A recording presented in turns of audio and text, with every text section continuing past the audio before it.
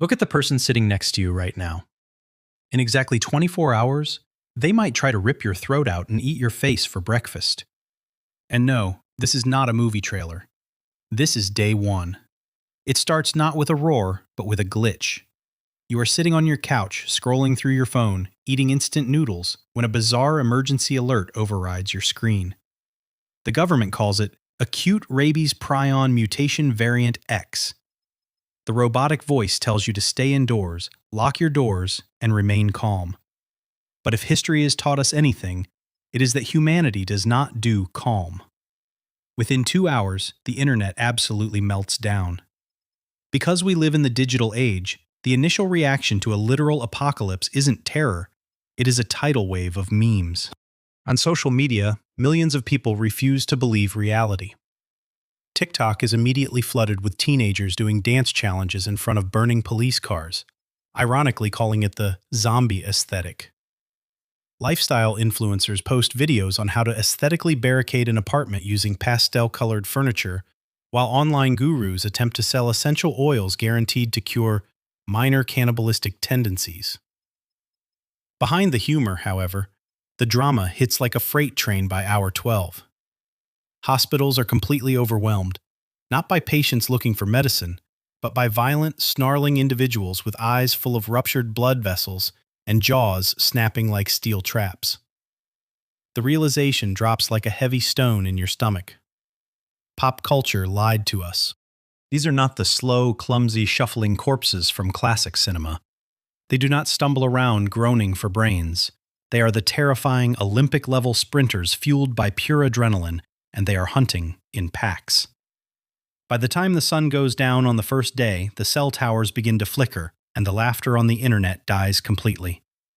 If a zombie virus actually existed in the real world, it would not be a product of magic, voodoo, or alien radiation. It would be a terrifying, hyper-mutated biological cocktail, combining the worst traits of rabies, mad cow disease, and the Ebola virus. To understand the sheer horror of this scenario, one must look at the physical transmission. Forget about an airborne virus. If it were airborne, humanity would be extinct before the opening credits roll. Instead, it is strictly fluid-borne, passed through bites, scratches, and direct contact with infected blood. Once the virus enters the bloodstream, it races directly to the central nervous system. It completely destroys the frontal lobe, the part of the human brain responsible for logic, morality, empathy, and that quiet inner voice that says, "Hey, maybe don't bite that stranger on the subway." Instead, the virus hyperstimulates the amygdala and the hypothalamus. It turns the human host into a biological machine driven entirely by blind, primal rage and an insatiable metabolic hunger.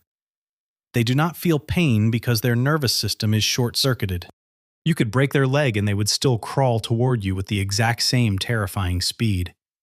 This is where reality delivers a brutal check to our collective ego.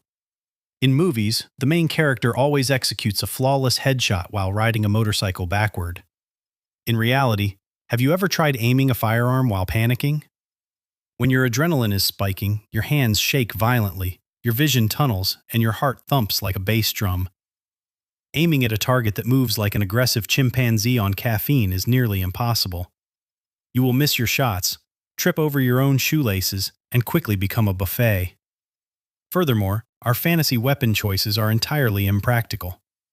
Everyone assumes they will wield a katana or a crowbar, but swinging a heavy metal object or a sword at a human skull requires immense physical strength.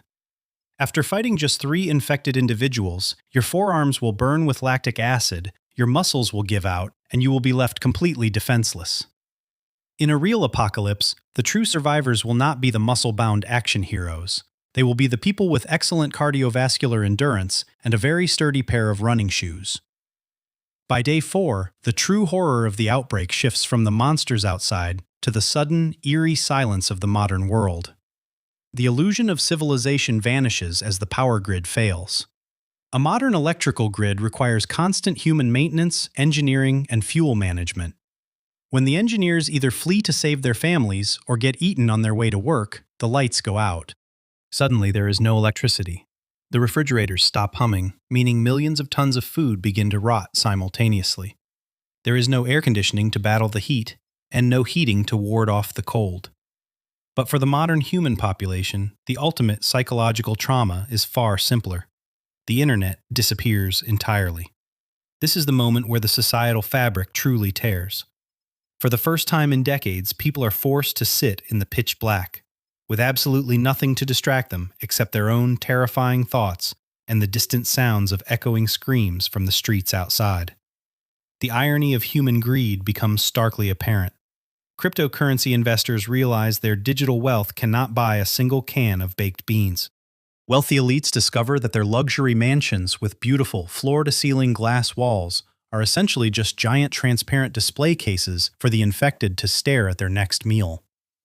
Water instantly replaces currency as the new global gold standard.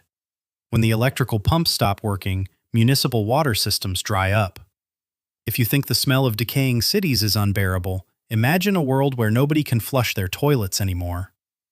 Survival in a real-world zombie pandemic is not an action movie. It is a disgusting, exhausting test of endurance against filth, contaminated water, and preventable bacteria.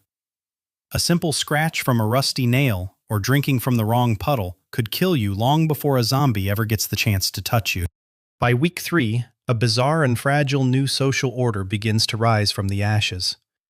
Human beings possess an incredible capacity to adapt to almost anything, even an apocalypse.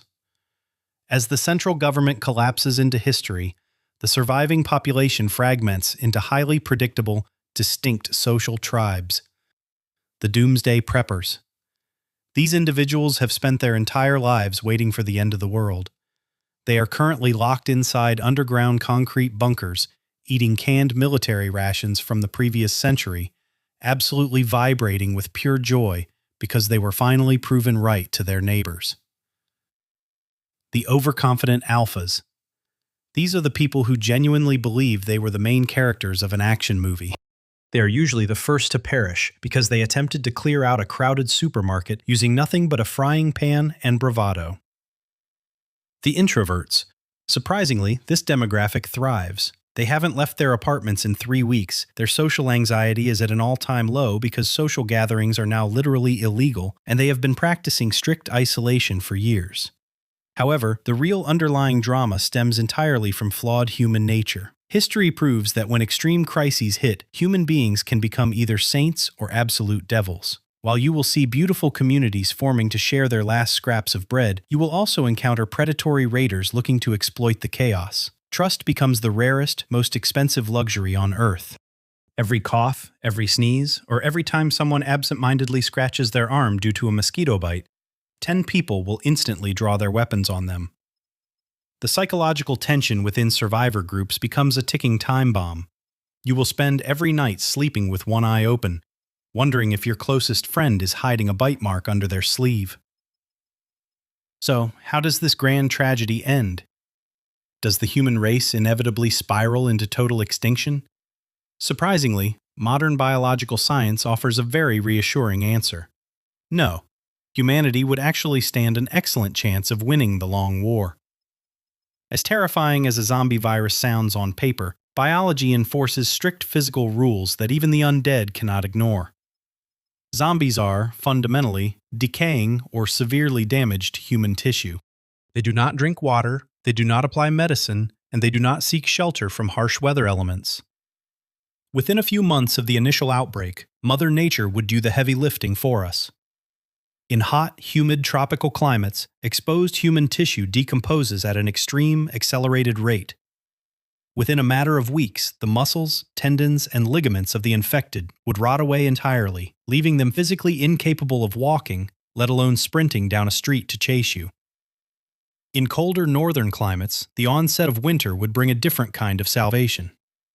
Lacking body heat, circulation, or protective clothing, the infected would freeze completely solid, turning into harmless ice sculptures until the spring thaw.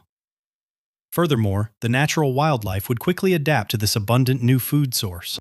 Packs of feral dogs, wolves, bears, and billions of crows, maggots, and insects would feast on the mindless, defenseless hordes until nothing remains of the global threat but scattered skeletons bleaching in the sun. The true existential question for our species is not whether we can survive the monsters outside. The real question is whether we can survive each other once the world resets. When the cities finally fall completely silent, when the concrete structures are covered in thick green vines and the remaining humans slowly emerge from their hiding spots into the sunlight, what will we choose to do? Will we cooperate to build a kinder, more resilient civilization? Or will we immediately start fighting over old politics, borders, and Wi-Fi passwords all over again? Therefore, if you happen to hear an emergency broadcast blaring from your television tomorrow morning, do not waste time looking for a decorative sword. Just lace up your absolute best running shoes, pack as much clean water as you can carry, and whatever you do, never trust anyone who starts suspiciously scratching their arm. Stay safe out there. You are going to need every ounce of cardio you can get.